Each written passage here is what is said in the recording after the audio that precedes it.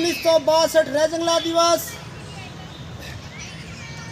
18 नवंबर सन 62 को एक युद्ध लड़ा था वीरों ने, या बॉर्डर पर तकरार हुई थी, इतिहास रचा था हीरों ने। 13 कुमाऊं चार्ली कंपनी ये रे जंगला पर लग रहे थे।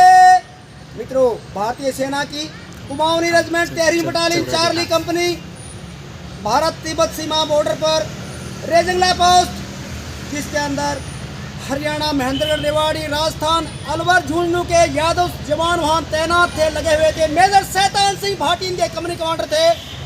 तो आगे की गाथा को, शौर्य गाथा को मैं आपको समर्पित करता चलता हूँ।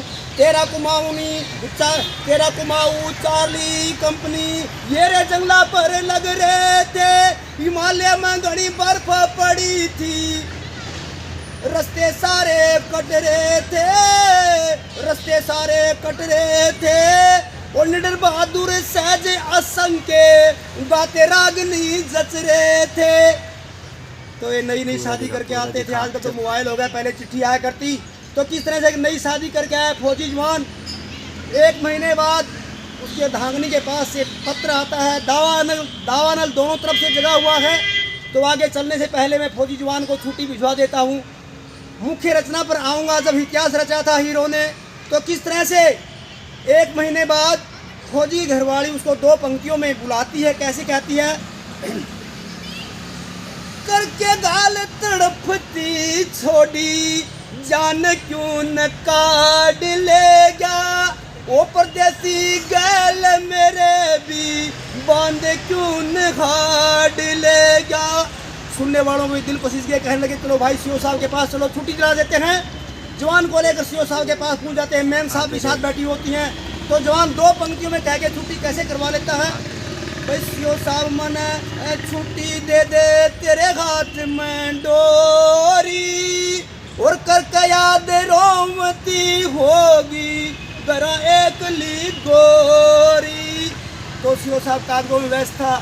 कहने लगा कितनी छुट्टी बाकी है? मैम साहब ने बात संभाल ली। इसकी छुट्टी कितनी बाकी है? हवाई जहाज की टिकट बनवा दे, इसकी छोरे को छुट्टी भेज दे।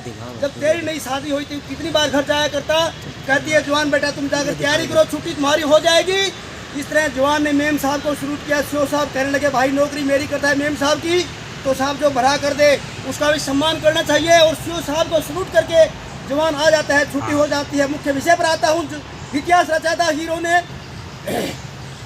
निडर बहादुर सहज असंख्य गाते रागनी जच रहे थे, हरियाणा के यादव वीर लड़ाके राजस्थान के केरी डट रहे थे।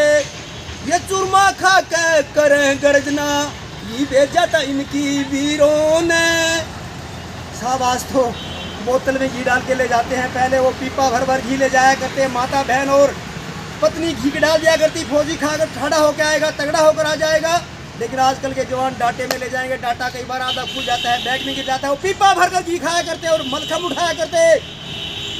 आज के जवानों गाभरुओं को बोले भाई मलखम दूर, कोई खम भी उठाने के लिए बोल दे तो कई बार सोचते हैं उठेगी या नहीं। तो चुमा खा के करें गर्जना, घी भेजा था इनकी वीरों ने। और ये बॉर्डर पर तकरार हुई थी, झगड़ा जीता हीरो ने। मेजर शैतान सिंह भाटी कमांडर है इनके, मेजर भाटी कमांडर है इनके। वहाँ चीनिया धमकावने लगे, चीन की सेना के लोग धमकाने लगे, आके धमकी देने लगे। मेजर भाटी कमांडर है इनके, चीनिया धमकावने लगे। वो दबी आंख के चीनी सिपाही जुल्मी जोर दिखावने लगे। क्या बोले? रे जंगला से हट जाओ पीछे, रे जंगला से हट जाओ पीछे। और गोला बारूद चलावने लगे। वो चीनी गादड़ आके मारे, वो चीनी सिपाही गादड़ आके रे सूखे से रे जगावने लगे। उत्तर में लगा बॉर्डर हमारा, चीन का लगा बॉर्डर हमारा, जहाँ भक्ति करी फकीरों ने। यो बॉर्डर पर तकरार हुई थी, इतिहास रचा था हीरों ने। अब सुनने की बात है 18 नवंबर को क्या हुआ था, सन 62 को क्या हुआ था। 18 नवंबर 62 को भाई 18 नवंबर भोर का तड़का टक्कर जोर भयंकर होगी। मेजर गुवाहाटी संग में सेना, मेजर गुवाहाटी संग मेरे सेना, जीने की आशा छोड़ी होगी। दोस्तों जो युद्ध भूमि में चले जाते हैं उनको जीने की आशा नहीं होती। जिनको जीने की लालसा तंग क्या करती है वो सैनिक नहीं, वो पेट पालक होते हैं। युद्ध भूमि पर मातृभूमि की रक्षा करते हुए रण क्षेत्र के अंदर मरना और मारना दोनों गौरव का विषय होता है। तो मेजर गुवाहाटी संग में सेना, जीने की आशा छोड़ी होगी। एक एक ने 10-10 चीनी मारे, नदी खून की मोटी होगी। हजारों की लड़ती चीनी सेना पड़गी वहां पर छोटी होगी। खामखा वहां पर मरने रहे आगे, आंखों पर पड़गी माटी होगी। भारत से मत लड़ने जाना, नारी उनकी नाटी होगी, लुगाई उनकी नाटी होगी। और बुलेट जिसके खत्म हुए वो बैनट मारे रणवीरों ने। जब लड़ाई लड़ते लड़ते गोली बारूद खत्म हो जाता है तो बैनट मारे जाते हैं। जो खंजर और लाठियां काम करते हैं तो भारतीय सिपाहियों ने, भारतीय जवानों ने चीनियों का खंजर मार मार कर, बट मार मार कर वध किया था। बैनट मारे बलवीरों ने। यो बॉर्डर पर तकरार हुई थी, इतिहास रचा था हीरों ने। आगे बढ़ के मेजर गुवाहाटी लड़ गए, राजपूती बलिदान दिया। 120 ने 1,500 गिराए, अद्भुत को तुक काम किया। रोते बिलखते भागे चीनी, वहां रुकने का नहीं नाम लिया। और अहिर धाम बनाया, वहां पर झंडा तिरंगा टांग दिया। राजेश ने यो लिखी कविता पढ़ के पुरानी लकीरों ने। और यो बॉर्डर पर तकरार हुई थी, इतिहास रचा था हीरों ने।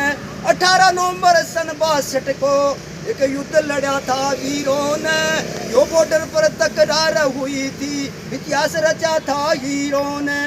तो दोस्तों उस अदम्य साहस, उस शौर्य की गाथा को 18 नवंबर 1962 को रचा था भारतीय सेना ने। बड़े बड़े जनरलों ने उंगली दबा ली थी उस सेना की टुकड़ी को। उसको the charge of light brigade के नाम से उसकी तुलना की गई थी। The charge of light brigade क्या था? जब एक क्रीमिया के युद्ध में कुछ ब्रिटिशर्स ने, जिसमें 700 सैनिक मात्र थे और 25,000 रशियन सेना की टुकड़ी के बीच से निकल गए थे, तो उसको charge of brigade, light of brigade कहा गया था। लेकिन मित्रों ये कविता उन दिनों अपने आप में विवादित रही थी, विवाद का विषय बनी थी। तो मैं उन अदम्य साहस को, उन भारतीय सेना की टुकड़ी को एक बार अपना साष्टांग प्रणाम कर देता हूँ। सिर्फ परिचित अंदाज में अपने म्यूर आसन के माध्यम से साष्टांग प्रणाम करता हूँ उनको और बधाइयाँ कहता हूँ, आपको अग्रिम शुभकामनाएं देता हूँ रेजिंगला दिवस की। जब एक भारतीय सेना की टुकड़ी ने चीनी सेना के हजारों हजार सैनिकों का वध कर दिया था, 120 यादव शहीद हुए थे, जिनके company commander major Shaitan Singh Bhati थे। तो अवश्य हमें अपनी शौर्य गाथाओं को सुनते रहना चाहिए। राजेश कौशिक राइटर यूट्यूब के नाम से चैनल है मित्रों, उस पर लगाऊंगा। अवश्य लाइक शेयर सब्सक्राइब करें मित्रों। चट्टानी के पास सब्सक्रिप्शन बहुत है, लेकिन आपका सब्सक्राइब करना मेरे लिए मूल्यवान है। तो एक बार फिर से अग्रिम बधाई। 18 नवंबर 1962 इतिहास रचा था हीरो ने। जय हिंद, नमस्कार।